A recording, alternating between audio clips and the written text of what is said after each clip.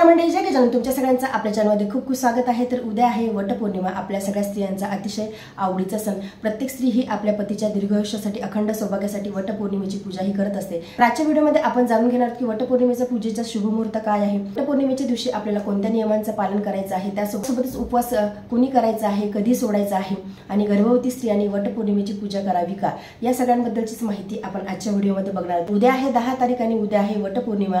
उद्या पौर्णिमेचा प्रारंभ हा 11:35 होणार आहे आणि बुधवारी 11 तारखेला पौर्णिमेची समाप्ती ही 1:13 होणार आहे. वटपौर्णिमेचा संपूर्ण दिवस असा शुभ आहे, परंतु त्यातल्या त्यात काही वेळ असतो की जो अत्यंत शुभ मानला जातो. तसंच वटपौर्णिमेचा शुभ मुहूर्त हा 11:55 पासून तर 12:51 पर्यंत वटपौर्णिमेचा पूजेचा शुभ मुहूर्त आहे.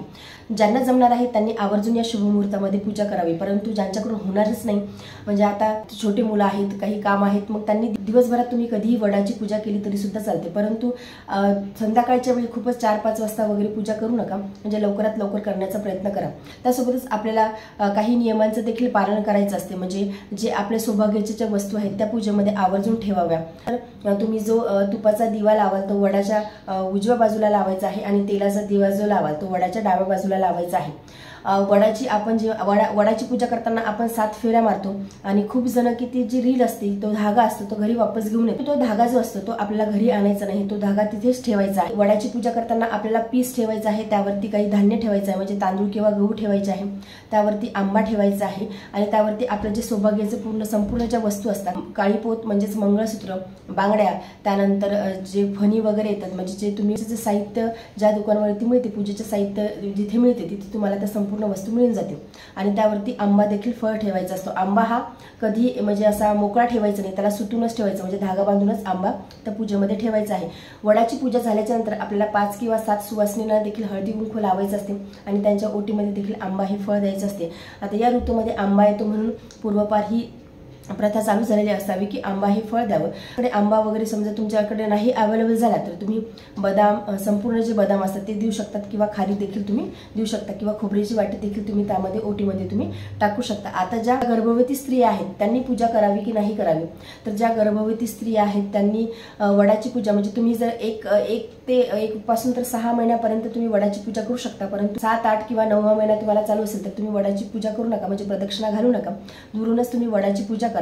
परंतु 1 ते 6 ज्या महिला आहेत, गर्भवती महिला, त्यांनी वडाची पूजा केली तरी सुद्धा चालते. म्हणजे गर्भवती स्त्रियांना हे नियम आहेत. आणि जरी आता आपल्याला खूप इच्छा असली की आपण हा वटपौर्णिमेचा सण आपल्या पतीच्या दीर्घायुष्यासाठी साजरा करतो, अखंड सौभाग्यासाठी साजरा करतो, परंतु आता प्रेग्नन्सी देखील एक नैसर्गिकच वरदान आहे. गर्भवती स्त्रियांना हा नियम पाळणे गरजेचं आहे. त्यामुळे तुम्ही वडाची झाडाची पूजा ही दुरून केली तरी सुद्धा चालते. गर्भवती स्त्री आहे त्यांनी उपवास करू नये, कारण की आता कुणाला अन्न पचत नाही, वॉमिटिंग होतात किंवा कुणाला खूप भूक लागते, सतत मूड स्विंग होत असतात, त्यामुळे उपवास तुम्ही करू नका, फक्त वडाच्या झाडाची पूजा करा. आणि जे नॉर्मल ज्या आपल्या स्त्री आहेत त्यांनी उपवास कसा करावा, तर प्रत्येकाकडे उपवास करण्याची पद्धती वेगळी असते. म्हणजे कुणाकडे एकादशी सारखा उपवास केला जातो, म्हणजे दुसऱ्या दिवशी उपवास सोडला जातो, कुणाकडे संध्याकाळच्या वेळी उपवास सोडला जातो, कुणाकडे वडाची पूजा झाल्याच्या नंतर लगेच उपवास सोडला जातो. तुमच्याकडे जशी पद्धत असेल त्या पद्धतीने तुम्ही उपवास करा, म्हणजे कुणाला तुम्ही विचारा जवळच्या घरच्या मंडळींना आणि मग तुम्ही तसा उपवास करू शकता.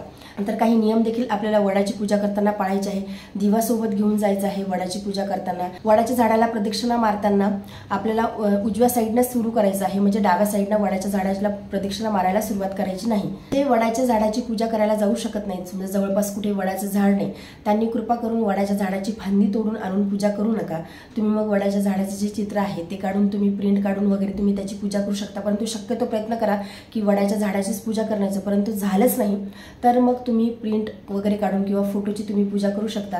कारण की आपल्याला वटपौर्णिमेचा सण आपण यासाठी साजरा करत असतो की आपल्याला जो वडाचं झाड जे आहे त्याचा जो ऑक्सिजन आहे तो आपल्याला स्त्रियांना मिळावा, त्यासोबत एकमेकींसोबत भेटीगाठी व्हाव्या, यासाठी त्यामागचं एक कारण असते. आणि पतीच्या दीर्घायुष्यासाठी करत असतो. त्यामध्ये सत्यवान सावित्रीची कथा आहे. वडाची पूजा झाल्याच्या नंतर आवर्जून सत्यवान सावित्रीची कथा देखील ऐकायची आहे, त्यानेच आपलं व्रत हे पूर्ण होत असते. म्हणजे कुठलेही व्रत तुम्ही करत असता तेव्हा त्या व्रताची कथा आवर्जून ऐकावी, म्हणजे आपण व्रत का करतो हे देखील आपल्याला चांगल्या पद्धतीने कळते आणि आपल्याला व्रताचा संपूर्ण फळ हे मिळते। वडाची पूजा करताना या नियमांचं पालन करायचं आहे। त्यासोबत गर्भवतीने जास्त त्रास करून घेऊ नका, म्हणजे वडाच्या झाडाची पूजा करणे महत्त्वाचं असते। त्यासोबतच गर्भामध्ये जे बाळ असते त्याची काळजी करणे देखील तेवढंच गरजेचं असते। त्यामुळे उपवास तुम्ही करू नका, फक्त तुम्ही वडाच्या झाडाची पूजा करा। ज्यांच्याकडून शुभ मुहूर्तावरती पूजा करणं होणार नाही त्यांनी दिवसभरात कधीही पूजा केली तरी सुद्धा चालते। शक्यतो 10 तारखेलाच पूजा करण्याचा प्रयत्न करा, म्हणजे पौर्णिमा जरी 11 तारखेला 1:13 समाप्त होणार आहे तरी सुद्धा वटपौर्णिमेची पूजा ही 10 तारखेलाच करायची आहे।